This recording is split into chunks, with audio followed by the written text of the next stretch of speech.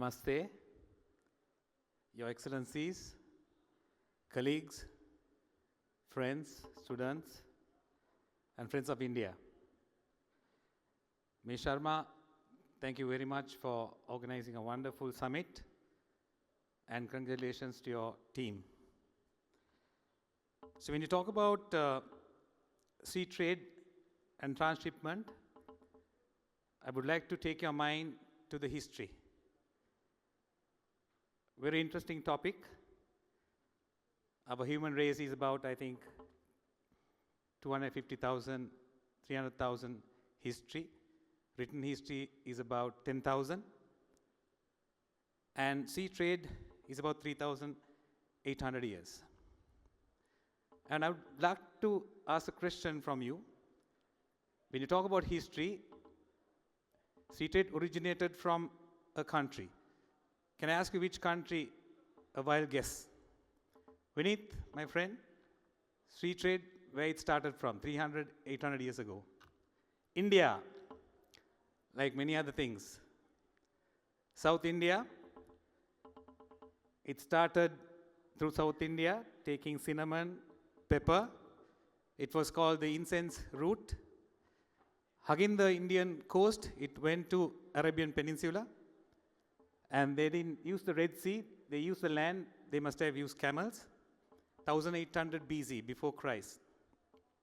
And they went to Petra, modern day Jordan or Israel. And they made it, that's Petra, the trading center. And today is also, it's very important now, Israel is the main focus. And during that time also, it had been very important. Mediterranean Sea. So from there, Egypt, Mesopotamia, that's Iraq, started trading. And then 300 BC, Alexander the Great conquered Alexandria. And that became the first warehouse in the world. Started trading from the Mediterranean Sea to the Indian Ocean. Spices were taken. And then Cleopatra's death in 30 BC, before Christ, just before Christ. And Roman Empire started expanding. And they came through Nile, came to a very important place, Axum. That was part of Egypt. They were champions of navigation. So Roman used that technology and started conquering around the world. And 250 AD, they made Constantinople the capital and started trading from the Mediterranean Sea to the Indian Ocean. It's flourished. Normally, it happens with conquering, the trade also takes place. 700 AD, pepper, silk, porcelain from China. And China started also trading. In 200 BC, they started trading tea for horses to Kazakhstan and that area. And then they started, for the first time, they traded with the horses. They started trading silk. They were very protective about silk, but they started for the first time trading silk. So the silk route started to the Arabic Peninsula.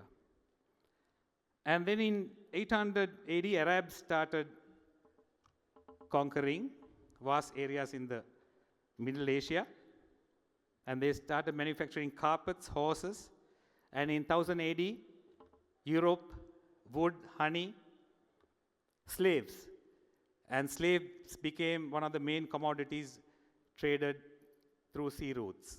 For a long time, slave trade was one of the main trading commodities up to, I think, 1800 AD, and it was abolished. And 1100 Crusade war started, and Romans started championing navigation. And from there, it's important, 1400 BC, where Portuguese started conquering part of America, and Spain started conquering part of Africa. They divided. They told Portuguese to go towards America, and the Spanish to go towards Africa. Then they started trading cocoa. Cocoa chocolate was one of the famous commodities during that time, slavery, and potatoes were found in South America, chili, tomatoes, so these were traded. So from there, the Portuguese and Spanish were very powerful 1500 AD, and then came the Dutch, English, and the French. And they were sailboats. So always the conquering and the trading went simultaneously. They went hand in hand. Conquering happened first, and then they started trading, and they started improving navigation as well. So then the sailing boats, from there they found the Industrial Revolution in 1800 AD. Then the steam machine came, steam boats. So with the steam boats, British became very powerful, and they conquered almost half the world. And from there, we come to the present day. And next slide, please. Next one. This is during 1515th and 16th century, when Portuguese and the Europeans were very powerful. And the modern day routes. The next slide, please. And you can see vast areas, but it's the main area that we focus is the Indian Ocean, where 40% of trade and 60% of oil trade happens in this area. Next slide, please. So you can see in this small area, 38 countries,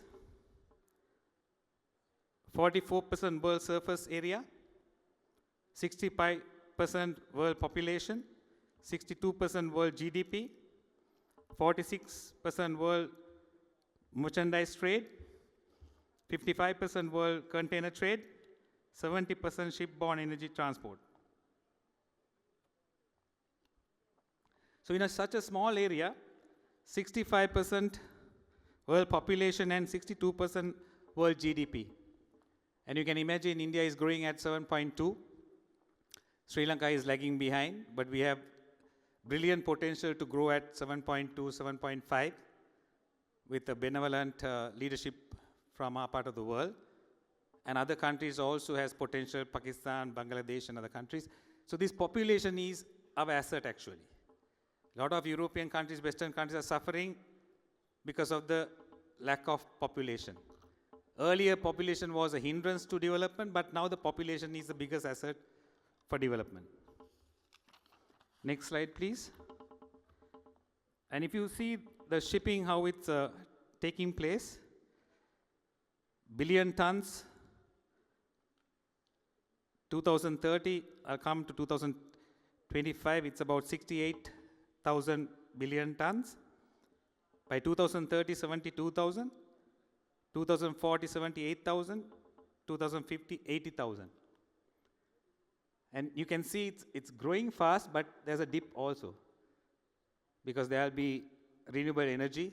So a lot of bulk being traded, coal, oil, but with renewable energy, it will diminish. The fossil fuels might decrease in the future. So there will be less transportation in that area. Next, please. Importance of trade by sea, ancient Silk Route, Maritime spice route, 80% of trade by volume, 70% by value. Bridge between nations, and the efficiency depends on the choke points. So that is what we are facing now. Hormuz Strait, the choke points get stranded, and because of wars and conflict, then sea trade can be affected greatly.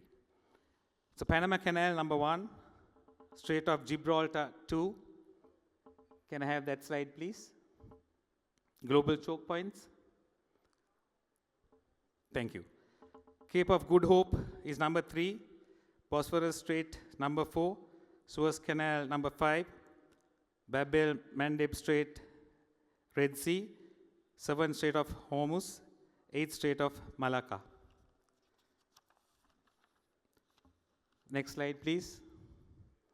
So it imports, it shows these choke points bring a lot of value and volume.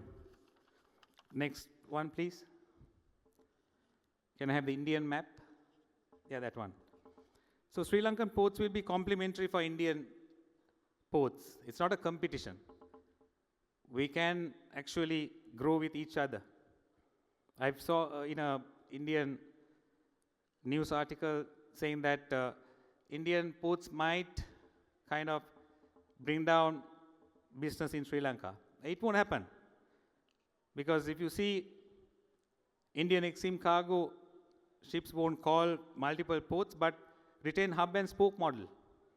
So that's how we develop trade, because in Sri Lanka stand as the best connectivity index in South Asia at number 13. And if you improve the infrastructure, we can go to about number 10. And we are working on it. Next slide, please.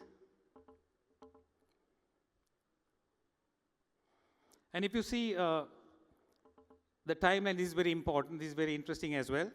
If you see the yellow line, by air, it's about 45 to 60 minutes. By sea, it's about 1 day or 1.5 days. So the blue line, it's around Indian Ocean, how connectable these areas are.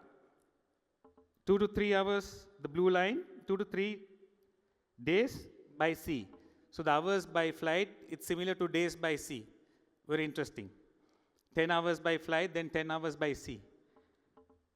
Red one is 3 to 4 hours by time, 3 and 4 days.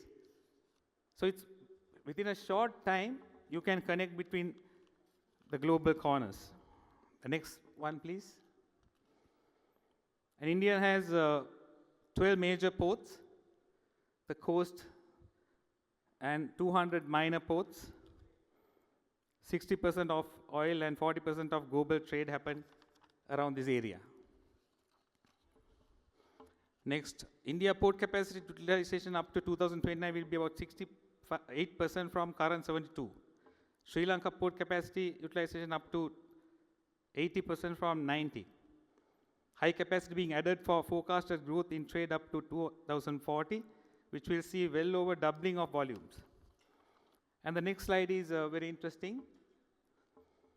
India container volumes could reach 70 to 75 million TEU, 20-foot container, 2040, and containerization increasing at 10% in India. Sri Lanka, it's 9 million at the moment, 2027, expecting to go up to about 15 million. And by 2040, 35 million, almost half of India. So Sri Lanka's ports, Hambantota port, Trincomalee port, and Colombo port is very vital. The main, actually, 3 ports around Sri Lanka connected to India. So I would like to, the last slide please, where you can be seen Sri Lankan map. The last slide please. This is the port we are expanding, Colombo. The next one. The next one please, next slide. So you can see, my point is that around Sri Lanka, we have the biggest wind tunnel. We can create about 60 gigawatt of power around Sri Lanka, and Sri Lanka has the biggest wind tunnel. So if we produce about 20 gigawatts in Sri Lanka, through a transmission line, we can transport this to India. India uses about, I think, 250 to 300 gigawatts. It's a huge consumption. It's growing as well. Rapid growth at 7.2, and it will grow in the future. The minister was saying 4 trillion, the economy is going to go to 30 trillion. And with that growth, Sri Lanka has potential in supplying electricity to India at a very low cost. Its cost is almost competitive with all the other cheap electricity where it's produced, whether it's coal or anything else, it's the same Sri Lankan it's about 28 rupees. India it's 1/4 of that. So Sri Lanka has the potential of producing this, and then you know what is happening in the world now. Oil is a huge problem, the Hormuz Strait being closed, and then we have issues in supplying oil to India. India is the biggest oil import in the world. So with this sort of improvement, I think Sri Lanka and India working together, we can improve this region and work together and develop together. And it's a good friendship, and India will find Sri Lanka as a very good friend, and especially when it comes to security. India has a automatic sort of a barrier in the south with Sri Lanka. So with all this, I think working hand in hand, Sri Lanka and India and this region can grow together. Thank you.